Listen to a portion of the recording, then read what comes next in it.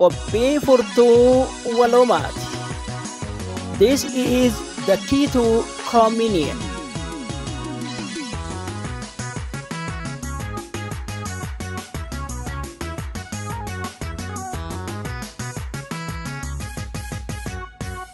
Guyyaa kibxataa firoobii kan isiniif dhiyaatu qorannoo hidda latiinsaaf faana dha'iinsa seenaaf eenyummaa duudhaa saayinsiif guddina qaroomaa baqqaana dinagdeef ilaalcha mul'ataa gaarii hunda kan abuuru sagantaa furtuu waloomaati.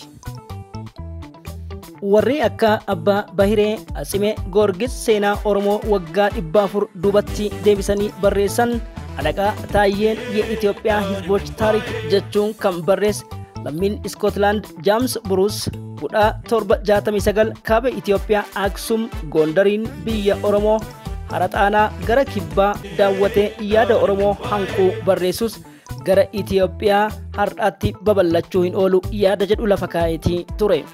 Herald George Marcus akkasumas Abbaa Bahireen faas hagoo irraa barreessan jajallisaniiti.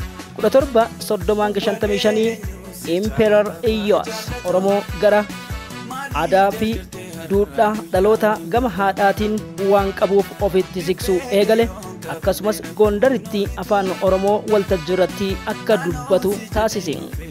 Warri yajjuu zamana masaafin keessattis Bagaa Madirii fi Endiraasis jalatti qoodamuun yajjuun gara Raas Alii tokkoffaa jalatti ramadamuun warri har'a Oromoon nun bulchu jedhanii Teediroos Raas Alii injifachuudhaafis gahuusi ijoolleen yajjuu bara sanas jajjabaa turte.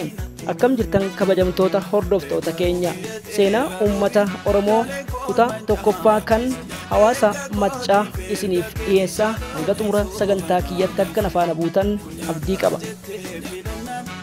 Oromoon Maccaa gosa Oromoo Oromiyaa dhiyaa keessa jiraatu Macci laga Mormor yookiin Guluu Naayil gara kibbaa lafa argamu keessaa gara kaabaa dhiyaa kutaa bulchiinsa durii kan Wallagga Iluu Abbaaboor Kafaa fi Shawaa keessa uummanni xiqqoon amma kaaba Mormor kutaa bulchiinsa Goojjam keessa Wambaraa jedhamus jiraatu.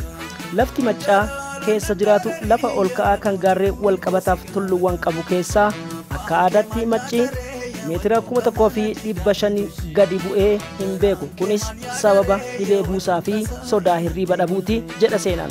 Oromoon Maccaa naannoo kana kan qubate jaarraa 16ffaa walakkeessa lammaffaa keessa yeroo Oromoon gara kibba Mormoritti babal'achaa ture jedha seenaan. Mootummaan duraan naannoo sana ture Impaayera Itoophiyaa Sultaan Adala bulchiinsa Ahmad Giraanyii yookiin Bitaachaa jalatti waraana gaggeeffameen kan dadhabe yoo ta'us waraana Buttaa fi Garbaa kan abbootii waraana kiristaanaa gaggeessaa turaniin uummanni duraan naannoo sana ture baay'ee xiqqeesseetis ture jedha.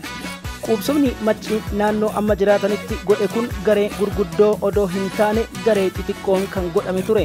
Maqaa gosoota Oromoo ammallee akka iddoowwan adda addaatti bakka baay'eetti tajaajilaa jira.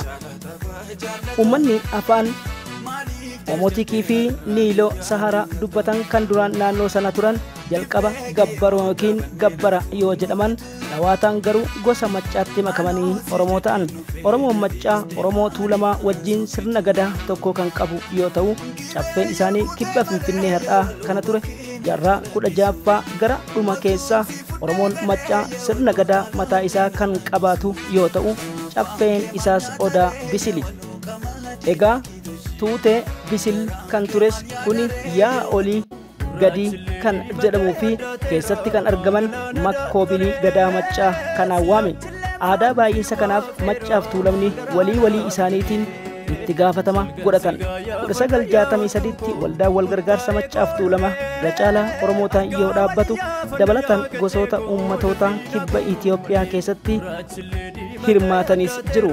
Waldaan kun jalqaba waa'ee dhimmoota naannoo irratti kan socho'uu fi guddina kan jajjabeessu kan ture yoo ta'u yeroo gabaabaa keessatti gara aadaa siyaasaaf bilisummaa uummata Oromootti jijjiirame jedha seenaan. Haaluma kanaan 1967tti waldaan kun akka hin sochoones dhorkame. 1994tti waldaan kun lammata yoo dhaabbatu lammataaf bara 2004tti hoggurame. Macci ijoollee 5 qaba. Isaanis shanan Maccaa jedhamu. Shanan Maccaa kuninis Liban, Jaawwi, Guduruu, daalle yookiin daadhii fi akkasumas jidda yoo jedhaman, jidda immoo akkuma beekamu ijoolleen maccaa shanan eenyu horan yoo jedhan, gosoota Oromoo maccaa macci ijoollee shanan kan qabu shanan maccaa jedhamu. Isaanis liban, jaawwi, guduruu, daalle yookiin daadhii fi jidda. Ijoolleen maccaa shanan eenyu horan jenne sadan liban, ammayya, walisoo fi kuttaa'edha. Ja'an jaawwii ammoo Ammuru, Horro, Jimma, Ibantu, Libanii fi Jidda yoo ta'an, torban guduruu Maloolee, Looyya, Aammilee akkasumas Illaamuu, Lukkuu, Sirbaa fi Indarasaadha.